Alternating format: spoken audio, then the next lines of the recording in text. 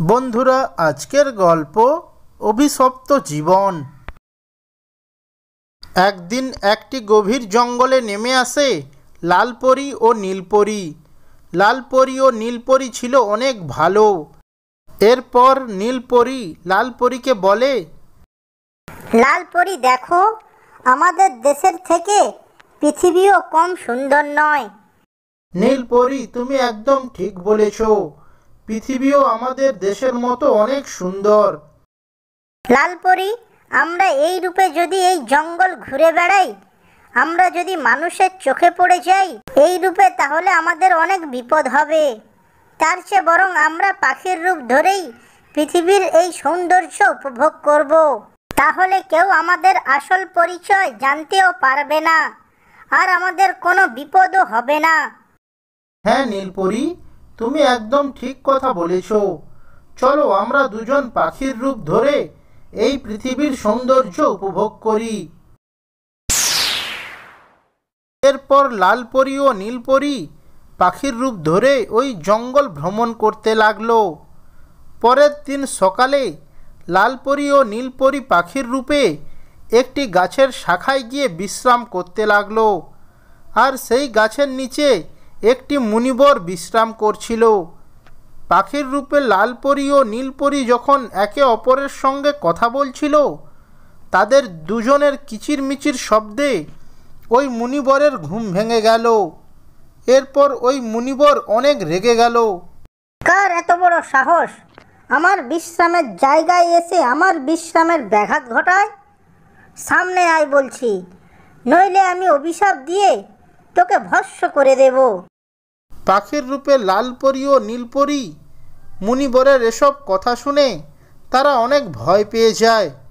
এরপর তারা দুজন ওই মুনিবরের সামনে এসে হাজির হয়।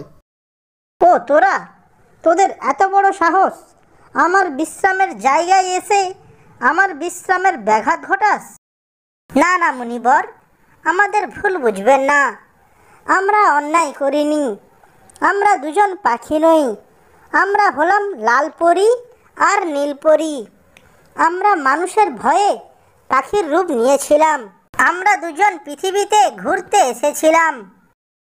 ও, আসলে তোরা কোনো পাখি নোস? এত বড় ষড়যন্ত্র আমার সঙ্গে? শোন, আমি তোদের অভিশাপ দিচ্ছি। যে পাখির রূপে তোরা আমার বিশ্রামের ব্যাঘাত ঘটিয়েছিস, সেই পাখির রূপে তোদের সারাটা জীবন কাটাতে হবে।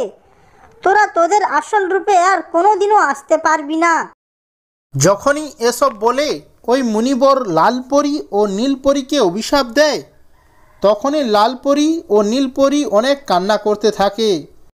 মুনিবর, আমাদের অপরাধ নেবেন না। আমরা তো কোনো অন্যায় করিনি। আমরা তো জানতাম না যে তুমি এই গাছের নিচে বিশ্রাম করছো। আমাদের দেওয়া অভিশাপ তুমি ফিরিয়ে নাও মুনিবর। যদি জানতাম তাহলে আমরা কখনোই এই গাছের উপর বসতাম না। ঠিক আছে, তোদের কথা শুনে আমি বুঝতে পেরেছি যে তোদের কোনো দোষ নেই, কিন্তু আমি যে অভিশাপ দিয়েছি সেটা তো আমি ফিরিয়ে নিতে পারবো না। কিন্তু এই অভিশাপ থেকে মুক্ত হওয়ার উপায় তোদের আমি বলে দিতে পারি। শোন, তোরা দুজন আবার আগের রূপে ফিরে আসতে পারবি। এই জঙ্গলের পরেই আছে এক জাদুর পুকুর। ওই পুকুরে যদি তোরা একটা ডুব দিতে পারিস, তবেই তোরা আগের রূপে ফিরে আসতে পারবি। তবে শোন, ওই পুকুর কিন্তু এক দানব পাহারা দেয়। তাকে যদি ভুলিয়ে ভালিয়ে কোনোভাবে ওই পুকুরে একটা ডুব দিতে পারিস, তবেই তোরা আগের রূপ আবার ফিরে পাবি। এই বলে মুনিবর সেখান থেকে চলে যায়। নীলপরি, চলো আমরা দুজন সেই জাদুর পুকুর খুঁজে বার করি। আর মুনিবরের কথা মতো সেই পুকুরে আমরা একটা ডুব দিলেই আমরা আগের মতো হয়ে যাব। হ্যাঁ লালপরি, তুমি ঠিক বলেছ, চলো। এরপর পক্ষীরূপে সেই লালপরি ও নীলপরি চলে সেই জাদুর পুকুরের উদ্দেশ্যে। অবশেষে লালপরি ও নীলপরি গিয়ে পৌঁছায় সেই জাদুর পুকুরের কাছে। লালপরি, তুমি কি দেখছো? মুনিবর তো বলেছিল একটা দানব এই পুকুরটা পাহারা দেয়, কিন্তু এখানে তো কেউ নেই। চলো আমরা দুজন নিচে গিয়ে দেখি। এরপর লালপরি ও নীলপরি যখনই ওই পুকুরের পাড়ে গিয়ে বসে তখনই সেখানে একটি দানব চলে আসে। আরে তোরা তো দুটো পুচকে পাখি, তোদের এত বড় সাহস! আমার এই জাদুর পুকুরের কাছে আজ পর্যন্ত কারোর আসার সাহস হয়নি, আর তোরা কিনা পুচকে পাখি হয়ে আমার জাদুর পুকুর পাড়ে কি করে এলি? হে মহান দৈত্য, আমাদের অপরাধ নেবেন না। আমরা এখানে এমনি আসিনি, আমরা বিপদে পড়ে এখানে এসেছি। বিপদ? কি বিপদ তোদের? এরপর লালপরী ওই দৈত্যকে সমস্ত ঘটনা খুলে বলে। লালপরীর মুখে সমস্ত কথা শুনে দৈত্যর অনেক মায়া হয়। আচ্ছা ঠিক আছে, আমি তোদের দুঃখটা বুঝতে পেরেছি। তোরা এই পুকুরে একটা মাত্র ডুব দিয়ে এখান থেকে চলে যাবি, কিন্তু আর কোনোদিনও এখানে আসবি না, না হলে কিন্তু অনেক বিপদ হয়ে যাবে তোদের। এই বলে সেই দৈত্য সেখান থেকে চলে যায়। এরপরে পক্ষী রূপে সেই লালপরী ও নীলপরী সেই জাদুর পুকুরে ডুব দেয়, আর ডুব দেওয়া মাত্রই তারা তাদের আগের রূপ ফিরে পায় ও তারপর তারা তাদের দেশে ফিরে যায়। ভিডিওটি যদি ভালো লেগে থাকে তাহলে ভিডিওটিতে একটি লাইক করে চ্যানেলটি সাবস্ক্রাইব করবেন। ধন্যবাদ। একদিন নাগ নাগিনী আনমন হয়ে তারা দুজন গল্প করছিল।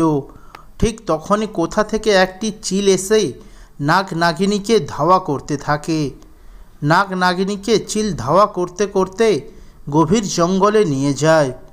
এরপর নাগ নাগিনী চিলের হাত থেকে বাঁচার জন্য জঙ্গলের মধ্যে এক গুহার ভেতর প্রবেশ করে। এরপর চিল নাগ নাগিনীকে গুহার ভেতর অন্ধকারে দেখতে পায় না। সে নাগ নাগিনীকে দেখতে না পেয়ে সেখান থেকে ফিরে যায়। নাগরাজ, চিলের হাত থেকে বাঁচার জন্য আমরা কোথায় এসে পড়েছি? হ্যাঁ নাগরানী, তুমি একদম ঠিক বলেছ।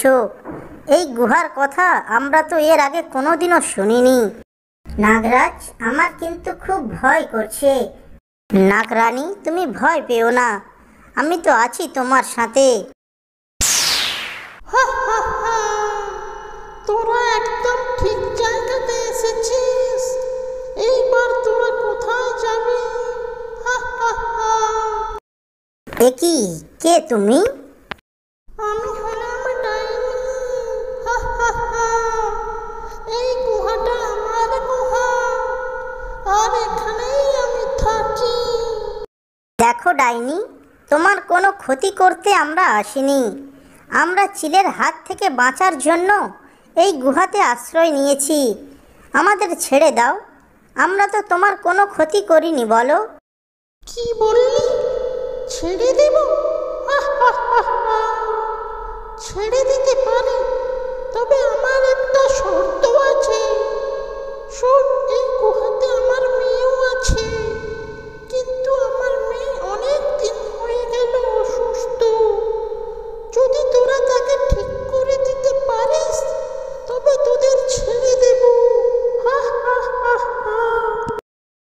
ঠিক আছে ডাইনি, আমরা আমাদের সাধ্যমতো চেষ্টা করব তোমার মেয়েকে ভালো করে দেওয়ার।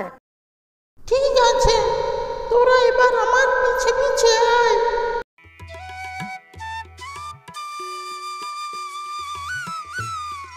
এই দেখ আমার মেয়ে। আমার মেয়ে অনেক দিন হয়ে গেল অসুস্থ। দেখ, তোরা যদি ঠিক করে দিতে পারিস আমার মেয়েকে, আমি কথা দিচ্ছি তোদের আমি কোনো ক্ষতি করব না, তোদের আমি ছেড়ে দেব। ঠিক আছে ডাইনি, তুমি চিন্তা করো না। আমি আমার নাগমণির সাহায্যে চেষ্টা করব তোমার মেয়েকে ভালো করে দেওয়ার।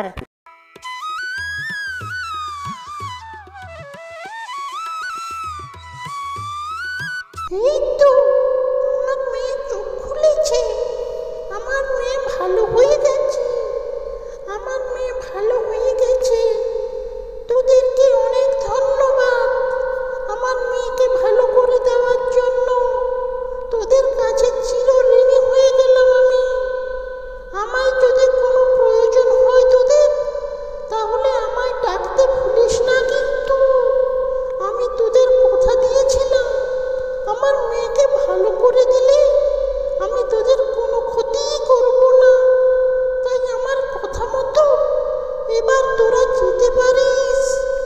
এরপর নাগ নাগিনী ওই ডাইনির গুহা থেকে চলে যায়।